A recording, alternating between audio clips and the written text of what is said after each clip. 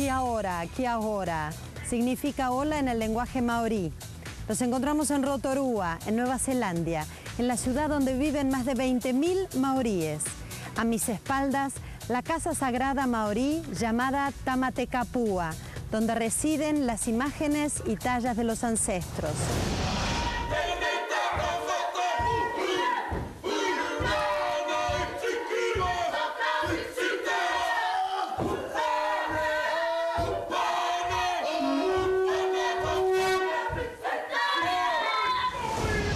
Estamos en la ciudad de Rotorua, en Nueva Zelanda, que es la ciudad conocida como el corazón maorí.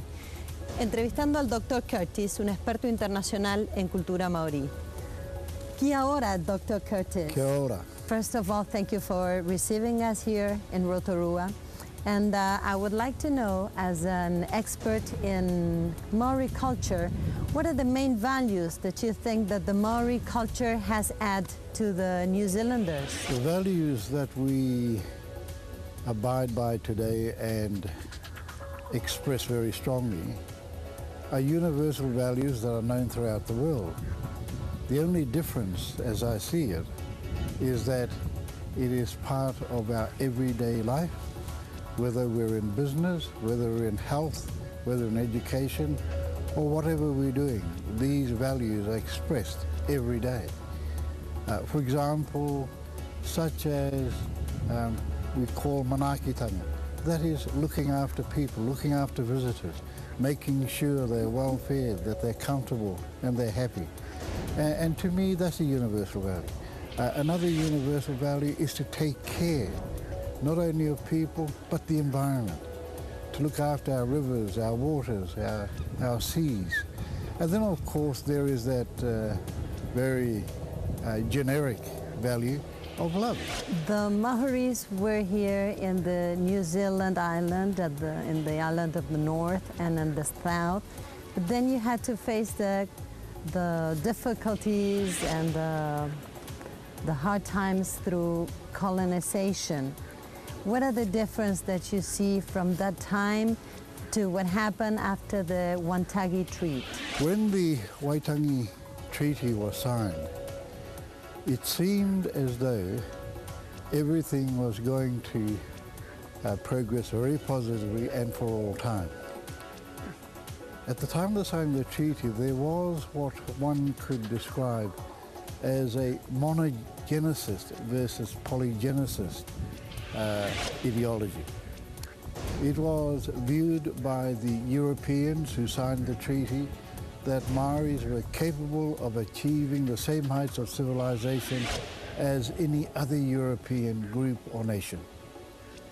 By the time it reached the 1900s, late 1880s, 1900s and early 1900s, the polygenesis view started to take shape and started to gain ground. It was believed through the polygenesis view that the Maori had the ability to achieve at the same level, but it had to be done somewhere closer to the year 2000, not too soon. And as a consequence of that, we were, as I believe we were arrested in developing our full potential as a people.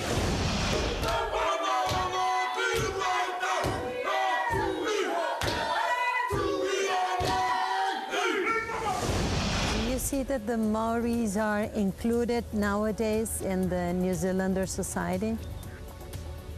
Yes, I think we've always been included, but for many years we were included on the terms and expectations of the majority group, which was the Pākehā.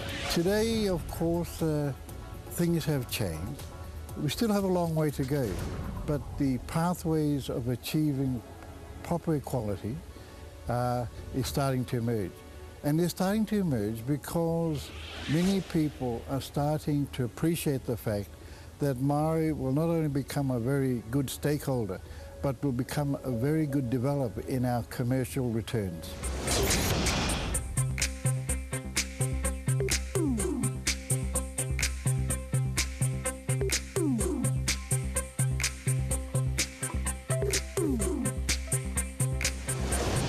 that the All Blacks do, well, that's to arouse their emotions. The main purpose is to let them know that they are there to do business. And if there is intimidation in that, then so be it. The Maori language is one of the official languages in New Zealand. Is it well kept from one generation to the other? When we were coming through the system, it was very difficult for us to learn our language. Most schools didn't teach it, and in fact, we came through a time when the community kept telling us that it won't be long before Maori language will die forever. The same way as they were saying that Maori people are about to die out as a race. So it was difficult for the language or even for the race to survive. Thankfully, we had some people who became well educated. One was a doctor and one was a lawyer. These people led the way for our revival. And today now, when we were close to extinction in the 1900s, we are now up in the 700s and still growing.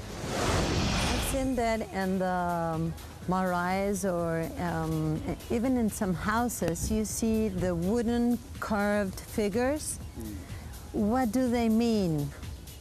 Well, it depends on what the figure is, but what it means is an outward expression that they're proud to be Maori, by and large. And if you don't see any of this, not that they're not proud of it, they express it other way, by being the organizers of events that will attract Maori groups or Maori families. They will be very much part and parcel, perhaps, of learning the songs where they meet regularly once a week to continue the songs of the past. And they are they're like the Gregorian chants and whatnot.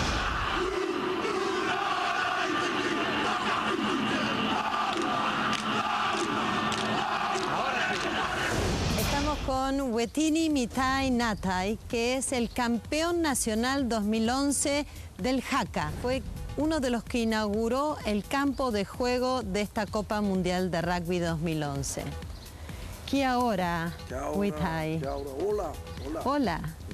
It's very nice to meet you and have this interview here at Rotorua. Thank you. What does it mean being the national champion of the haka? We're very proud, privileged to be able to win the national, because it is a dance where all our people come together and we compete.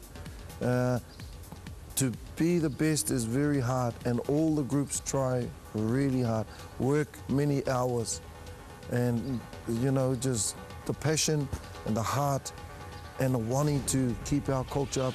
So all the groups in New Zealand represent each tribal area, most of them do, and when they come together they're very passionate and very strong when it comes to competition. Can you describe us, what does it mean, the haka, to you?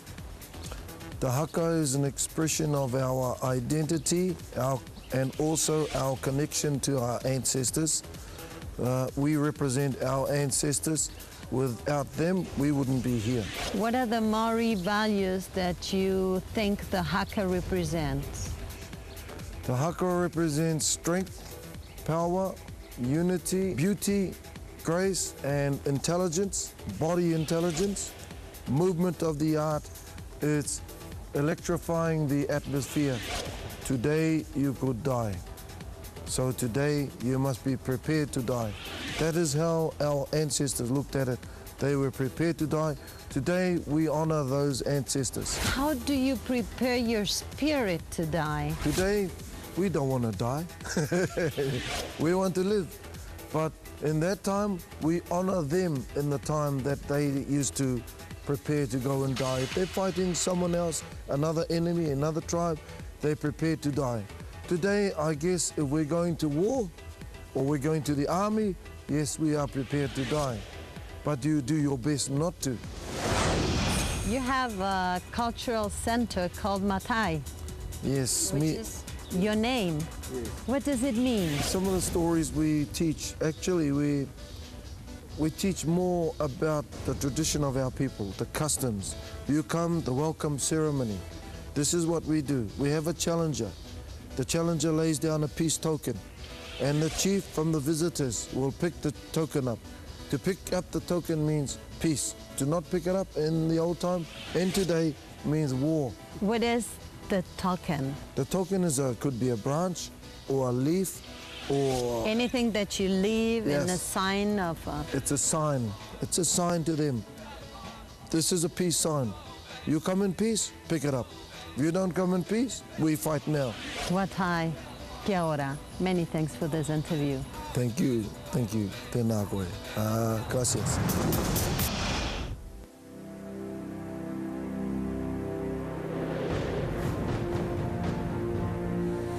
Rotorua se encuentra en el centro de la isla del norte y es conocida por su intensa actividad volcánica. Nos encontramos en un parque termal y a mis espaldas los conocidos géiseres, que son fuertes emanaciones de gases y vapor y que le dan a Rotorua un olor característico al azufre.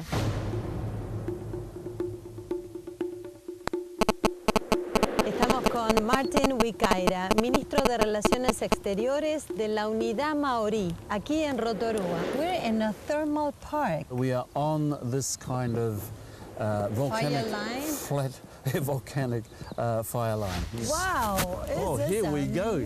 Amazing! Someone called, Oh my goodness! someone called and we were here. We are in the... That is the power of the earth.